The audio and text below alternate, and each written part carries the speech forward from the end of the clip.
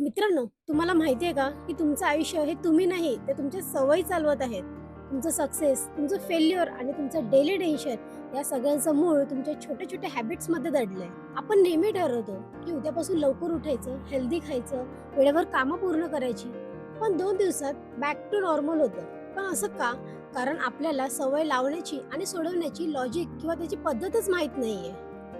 म्हणूनच आपण लायब्ररी गप्पांमध्ये एक अशी नवीन सीरीज सुरू करणार आहोत. आपण एका अशा जबरदस्त पुस्तकावर बोलणार आहोत, जे तुमच्या सवयी पूर्णपणे बदलून टाकतील. हे पुस्तक आपल्याला सांगतं, की सवयी आपल्याला घडवतात आणि बिघडवतात सुद्धा. पुढच्या काही दिवसांमध्ये आपण बघणार आहोत, की सवयींच्या विळख्यातून बाहेर कसं पडायचं ते. तर तुम्ही तयार आहात का अपग्रेड व्हायला?